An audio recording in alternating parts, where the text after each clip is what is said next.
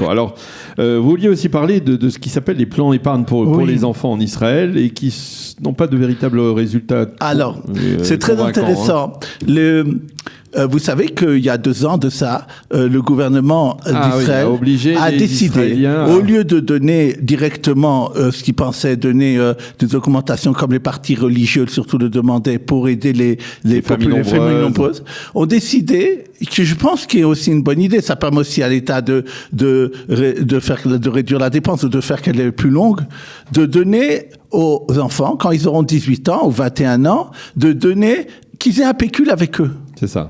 Et donc d'économiser. De leur apprendre ce que c'est l'économie, c'est bien aussi. Bien Maintenant, il s'agissait d'une somme de 50 shekels par enfant, auquel les parents peuvent donner 50 shekels en plus. Ça fait 100 shekels.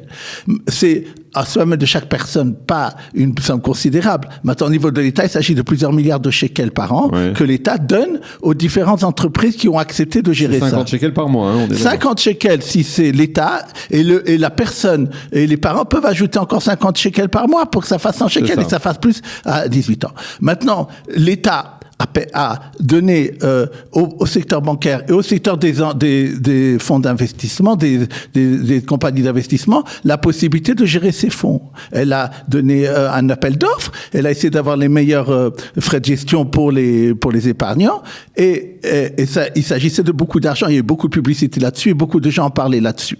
Maintenant, il y a là-bas des plans qui sont très solides. Qui sont dans le secteur bancaire.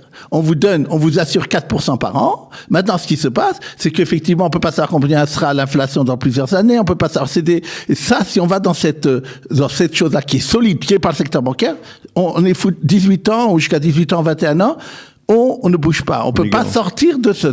Mais on est assuré. D'un autre côté, il y a des fonds d'investissement qui ressemblent comme ce qu'on appelle souvent ici des coupons de Gimel avec plusieurs, masoulim à plusieurs routes, plus ou moins solides et plus ou moins avec des actions. Maintenant, il y a l'année dernière, ceux qui avaient mis beaucoup d'actions et d'obligations ont réalisé des performances très importantes, de l'ordre de 20% en un an, des choses très importantes. Maintenant, cette année, comme on en a parlé en 2018, ça a été catastrophique. Et ils ont perdu moins 7% dans ce même, en un an. Mais sur 2 ans, ils ont quand même gagné 13%. Maintenant, la question est toujours, et que savoir, c'est que les gens qui sont dans cela peuvent chaque année ou décider là où je veux aller. Et donc, il faut qu'ils réfléchissent suivant les différents paramètres. Ils peuvent demander aussi conseil à des gens qui connaissent. Quelle est pour cette année la meilleure façon de pouvoir rentabiliser? Parce que si quelqu'un avait su, et c'était prévisible aussi que 2018 serait plus volatile que 2017, il aurait préféré aller dans un truc même de fonds d'investissement mais plus solide, et il n'aurait pas eu ces moins 7%.